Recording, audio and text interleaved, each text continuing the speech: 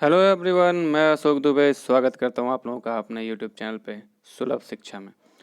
और आज आप लोगों के सामने लेकर आया हूँ एक बहुत ही महत्वपूर्ण टॉपिक जो मुझे लगा कि बहुत ज़रूरी है बनाना, क्योंकि जो सामने आप चित्र देख रहे हैं वो एक पहाड़ है। मैटरहॉर्न माउंटेन कहते हैं इसको।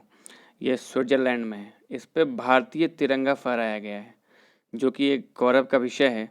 इसलिए ज़रूरी है कि इसके बारे में हम जानें। और चूँकि आगामी जो एग्ज़ाम्स होंगे उसमें ये बहुत ही महत्वपूर्ण हो जाएगा, इस देश के बारे में जानना, ये क्यों फहराया गया तिरंगा झंडा वहाँ पे, और बहुत कुछ है जानने को। चलिए देखते हैं। पर उससे पहले अगर आपने मेरे चैनल को सब्सक्राइब नहीं किया तो ज़रूर करें, क्योंकि ऐसे ही अपडेट आपको मिलते ही रहेंगे जनरल स्टडी के बारे में। चलिए देखते हैं।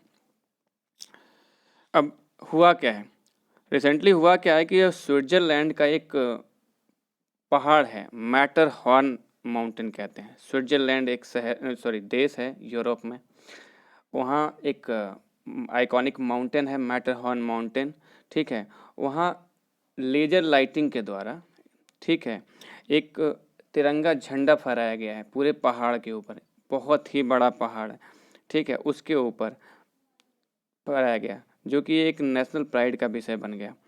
ठीक है, और उसके बारे में हम जानते हैं। हुआ फिर क्या है कि इसको देखिए, जो इंडिया की एम्बेसी है स्विट्ज़रलैंड में, ठीक है, उसने इसको ट्वीट किया, और ये है उसकी असली वास्तविक जो तस्वीर है उसको, जिसको उसने ट्वीट किया है दूर से लेके। ठीक है, ये तस्वीर है। अब इसमें क्या क्या लिखा है कि Indian tricolour of more than 1000 metre, 1000 metre से बड़ा था, ठीक है, साइज में। उसको प्रोजेक्टर के द्वारा, मतलब लेजर लाइटिंग का प्रोजेक्टर किया गया था स्विट्ज़रलैंड में। मैटरहॉर्न माउंटेन जो कि जर्मट में है, ठीक है, उस पर उसको प्रोजेक्ट किया गया और फहराया गया। और इसके लिए थैंक यू जेस्चर दिया गया मिनिस्ट्री ऑफ एक्सटर्नल अफेयर के द्वारा इंडिया के, ठीक है, स्विट्ज़रलैंड की सरकार को। तो ये एक बहुत ही प्रतीक माना जाता है प्राइड का। चलिए देखते हैं आगे। अब उससे पहले चूँकि स्विट्ज़रलैंड की बात हुई और डायरेक्टली इंडिया से रिलेटेड है, तो उसके बारे में जानेंगे, और कि स्विट्ज़रलैंड है कहाँ। और तो मैप पे जानते हैं, ये यूरोप का एक देश है। देखिए, ये स्विट्ज़रलैंड है, ठीक है।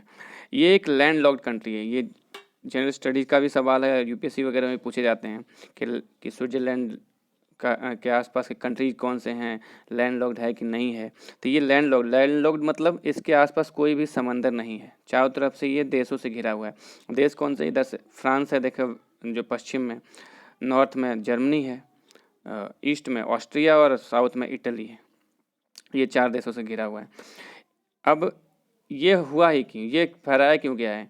ये फहराया गया, जो झंडा है इंडिया का, जो ट्राई कलर है, वो फहराया गया है, ठीक है, for to express solidarity and hope, to express solidarity and hope for fighting against कोविड-19। जो भारत या पूरे विश्व में जो कोविड-19 से जो लड़ाई चल रही है अभी, उसके अगेंस्ट में, उससे उसमें अपना साथ दर्शाने के लिए स्विट्ज़रलैंड की सरकार ने ये काम किया है। भारत को भी इसमें इंक्लूड किया गया है, ठीक है।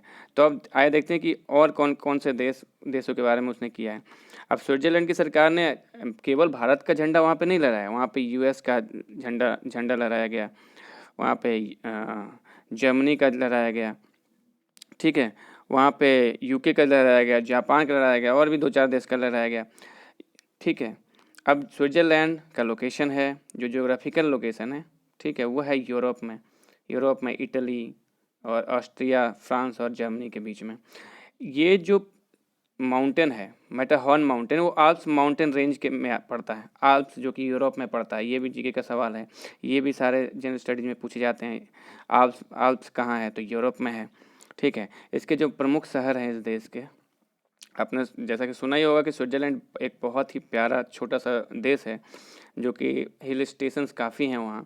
वहाँ बहुत सारी बॉलीवुड फिल्मों का भी शूटिंग होता रहता था पहले, तो अब तो थोड़ा कम हुआ है, पर हमारे देश में ही शूटिंग हो जाती है। पर जो यश चोपड़ा वगैरह के फिल्में आती थी, उसमें स्विट्ज़रलैंड की काफ़ी सीनरियों का प्रयोग किया जाता था। तो उसके जो कुछ प्रमुख शहर हैं वो हैं Zurich, burn, Geneva and Basel, ठीक है। अब इनमें से जिनेवा का नाम आपने सुना होगा, जो कि WHO का मुख्यालय है। WHO मतलब आजकल बहुत चर्चा में है, वर्ल्ड हेल्थ ऑर्गेनाइजेशन। दूसरा है बर्न, जो कि स्विट्ज़रलैंड की राजधानी है, कैपिटल सिटी है।